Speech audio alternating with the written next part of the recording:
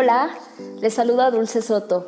El año pasado participé en Cambia la Historia y les quiero contar sobre el reportaje que realicé en el marco de este proyecto. Cuando me incorporé, sabía que quería escribir sobre las violencias que se ejercen en prisión, porque pienso que perder la libertad de manera injusta es una grave violación a los derechos humanos. Todo comenzó con la noticia de la detención de un exfuncionario mexicano acusado de corrupción. A él le colocaron un brazalete electrónico para evitar la cárcel. La nota indicaba el costo del aparato. Pensé en qué harían quienes no tienen dinero como el exfuncionario. Tras una breve indagatoria, supe que el gobierno mexicano no cubre los costos de los brazaletes, aunque lo ordene la ley. Esto era la punta de un problema estructural. Muchas personas no salen de prisión porque los jueces les piden requisitos absurdos que no pueden cumplir, como pagar miles de pesos por un brazalete, y lo hacen así porque juzgan sin perspectiva de género. Así que acudí a colectivas de mujeres que salieron de prisión y ellas me ayudaron a contactar a Erika, una compañera que conocieron en la cárcel y que seguía ahí porque justamente no podía pagar un brazalete. Cuando hablamos, me contó que había transicionado y me pidió llamarle Leo. Me sentí en una encrucijada. ¿Debía seguir con la historia, aunque ahora se identificara como hombre trans? Decidí que sí era importante continuar porque el caso de Leo permitía abordar desde el periodismo la compleja realidad de las personas trans. El periodismo constructivo me ayudó a identificar cómo podía contar la historia de Leo. Lo haría desde el reconocimiento a su capacidad de agencia y destacando la respuesta que desde su difícil contexto, Leo daba a una problemática social.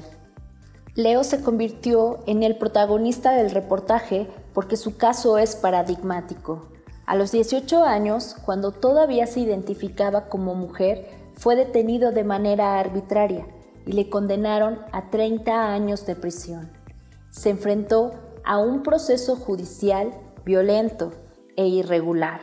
Sufrió tortura y después discriminación por ser hombre trans. Al cumplir el 50% de su sentencia, Leo ya había pasado la mitad de su vida en una prisión.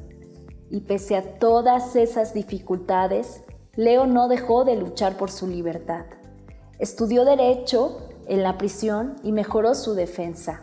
Tramitó un beneficio de libertad condicionada y pidió la revisión de su caso con perspectiva de género.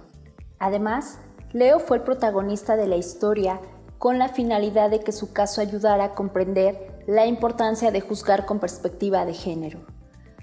Porque a él le detuvieron sin orden de aprehensión y no contó con una defensa adecuada. Ahora, Leo busca que se compruebe su inocencia y lo absuelvan. Este reportaje tuvo impactos directos e indirectos.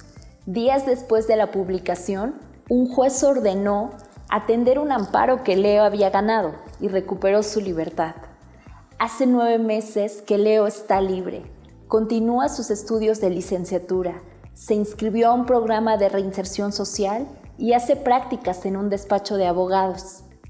El trabajo fue finalista del premio Bridge Valdés de Periodismo y Derechos Humanos 2022, que otorga la ONU en México. Y la importancia de juzgar con perspectiva de género hoy forma parte de la agenda pública de manera tangible.